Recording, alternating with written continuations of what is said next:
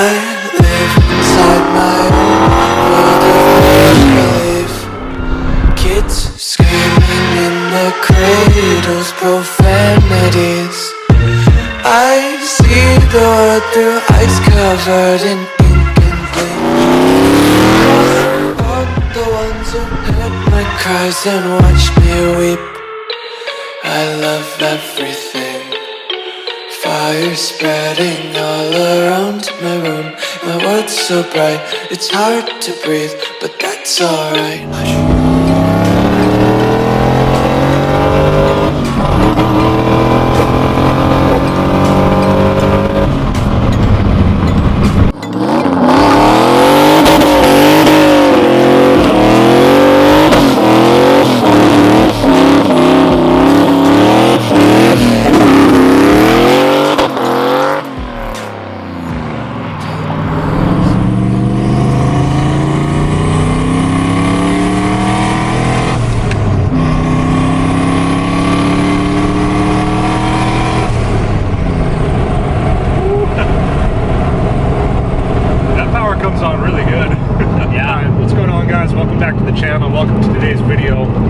Something a little different today. I actually got offered by Kirk to take his Turbo Mustang for a drive and do a whole review video, and I put a post up a while ago about it. A lot of you guys said it was a good idea, so we're doing it. Kirk's car is a 2001 Ford Mustang. As far as the engine goes, it's a stock displacement 4.6 liter with 2 valve heads with Cobra pistons and rods in it. This car is powered by an On3 turbo kit. It's a single 70mm turbo on 10 pounds of boost. So we started the day, Kirk told me something that his dad always told him growing up. He said you only get one shot to make a first impression. That's been more true and true to me as the day goes on. It's got a really good amount of power, and it's got an awesome sound when you lean on it.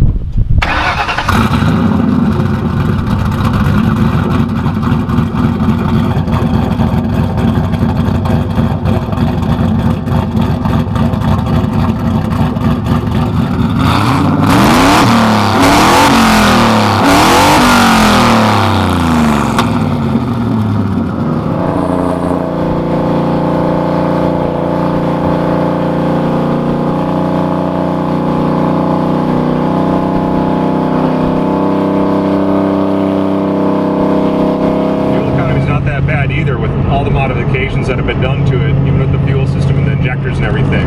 You get around 20 miles per gallon if you're nice to it on the highway, which is good, especially with the 410 gears in the back. So this is pretty much your bare bones On3 turbo kit. It's got the On3 wastegate blow-off valve. Casey Whittaker dyno tuned on the chassis dyno down in Elk River, Minnesota. So the reason it blew up last year, thinks he broke a ringland on the stock piston, or one of the stock pistons in the 2-valve motor that was in it from the factory. Figured it had low compression on one cylinder and it finally hatched itself. So he turned one of the pistons to powder, unfortunately, but the good thing is it's back up and running this summer. Over the last month, he's already put 3,000 miles on this thing, and it's, as far as I've noticed driving it, drives really, really good. Between the 2-valve motor and the T45 Transit, there's a Ram power clutch in it, and it's a lot different than the Trans Am that I've got. Mine's more buttery. You feel like you can ride on a little bit easier, and this one's really grippy. I think it's good for around 700 to 800 horsepower is what it's rated for. Factory rear end axle housing in it, set of 410 gears in it. Now, if you know with the manual transmission, that's a really good gear ratio for you to have if you're like an NA or a lower power car. If you got a big power turbo car, like a supercharger car, or anything with real power, you probably want to tone it down a little bit.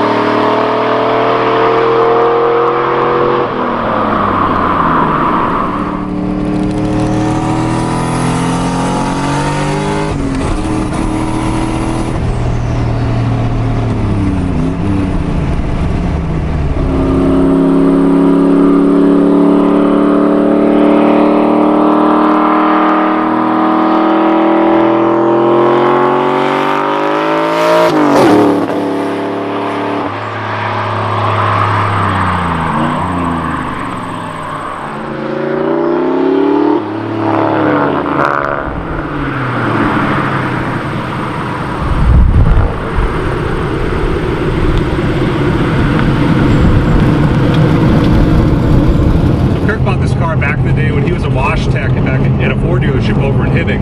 I had a very similar job at the same age. I was a wash tech at a Toyota dealership when I was 20, when I had the black Z28 Camaro, the big converter and bolt-ons and stuff in it. So we had kind of a similar thing going on there. He had it for a couple years. At the time, you got to think, this is a 2001, so a few years ago now, that car was a little bit of money back in the day. And I know all too well that when you're a wash tech like that, you don't get paid too much money. So he ended up selling it and went through a couple of owners between the time he had it and the time he bought it back. The time that he had it, or the time that it wasn't in his ownership, they only put 4,000 miles on it. I think it was 4 years. So that's really not a lot of driving. So it sounds like he got it back in pretty much the shape that he sold it in a few years ago. So the first round when he got it back, he ended up putting a set of cams in it with his brother who's a mechanic. At the same time, he also put a set of long tubes on it and a catback exhaust on it. So if you know the 2-valve or even some of the later model 4-valve stuff, that's actually getting kind of deep into them. Not everybody puts cams in them. A lot of the stuff that you'll find for sale, or maybe you have one, that's going to have an intake and exhaust, and they sound good and they're fun to drive, but it's a little bit lackluster in the power department. Next step for was to put a ProCharger kit on it, and that's actually when I first saw the car when I moved up here.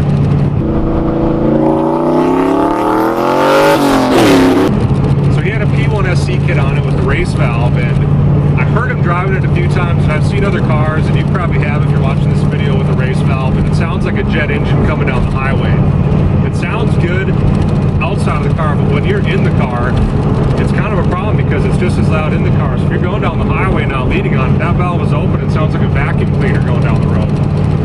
So the car made really good power, and to me, from the outside of it, it sounded nasty. Like I would not want to mess with it. Anything I would have had then or now, it sounded like it had it.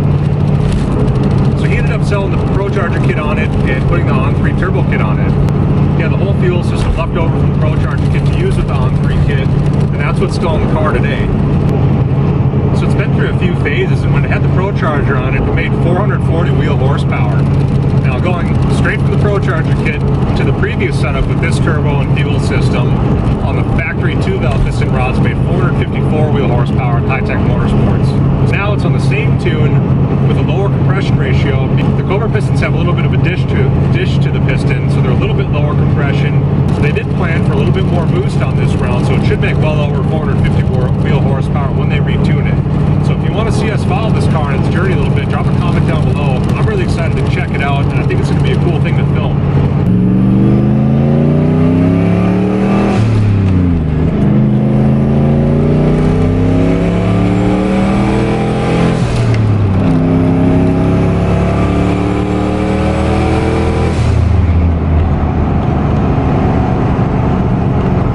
Ford should have made Mustangs. These things should have came with a turbo from the factory. It's got all the right sounds, it's got the right amount of power, super controllable, and I'm not really hammering on it, it's not my car, but I leaned on it pretty good there and it gets up and goes.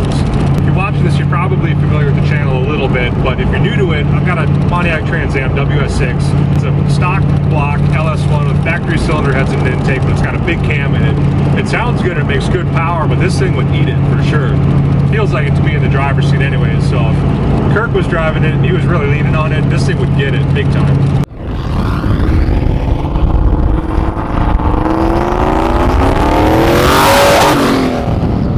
Now turbo car's power comes on, it feels so good compared to an NA car. It just comes on and it just pulls. Yep, feels great. It has a UPR tubular K-member kit, so for a while, he's got bumper exhaust on it now as you saw, but he actually had the exhaust go all the way out the back.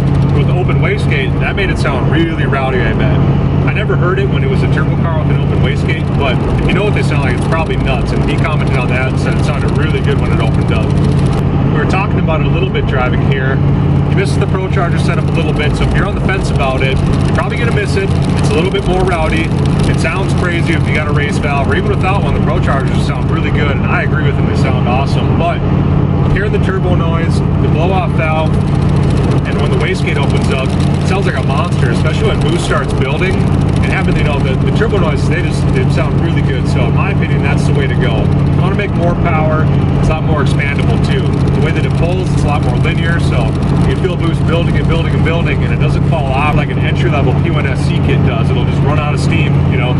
So So you're saying around 5,000 RPM. Sounds like where the P1SE kit ran out of steam. And this one, he pulls right to around 6,200 RPM, but still making power. So if you're looking for expandability and a spend once, try once kind of method, turbo kit's probably the way to go for you. As far as suspension and everything goes, it's lowered 2 inches all the way around, and when he went to go align it, the alignment shop couldn't get the caster camber quite correct in the front end, so he's got a set of Maximum Motorsports caster camber plates in it.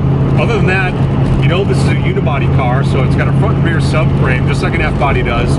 This car does not have subframe connectors, doesn't have any tubular control arm stuff in the front or the back, so this is pretty close to as 4 had it. It's really just got springs in it. Otherwise, you can find one very similar, you know, with the mileage on it. Like this car's got over 130,000 miles on it. I would say around $4,000. You can find a 2-valve car with a 5-speed and probably an intake and exhaust and a shifter. You know, you can have a fun car to drive around for $4,000, $5,000 for a really clean one. That's really doable in any part of the country. I mean, maybe even down south they're more inexpensive. So the interior of this car is pretty factory. It's got a double-dip Pioneer head unit where the factory radio used to be. It's nice, gives a little bit of a modern touch in it. It's also got Bluetooth, so if you're into streaming stuff from your phone, it's got all the modern amenities. It's got like a 3-valve. I think those came with Bluetooth, so you can update these pretty inexpensively. A couple $100 gets you Bluetooth and hands-free and all that. He did mention that having a full exhauster is actually more drone than there is now with it having out of the bumper, because it would rattle and it would actually drone a little bit too, which is surprising. You think you might get a little bit of a drone having it out of the front bumper, but that's not the case.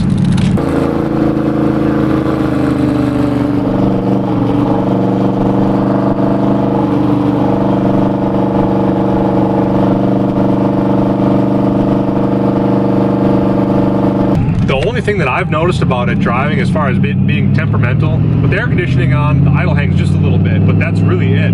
It drives like a factory car until you lean into it, so this tuner did a good job in my opinion.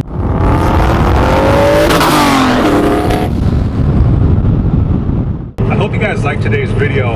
I can't thank Kirk enough for giving me a chance to drive this car. You know, I've been in the passenger seat a lot and I shoot my own stuff, but he asked me a little while ago if I was interested in driving his car, making a review type video, which is something I've never done.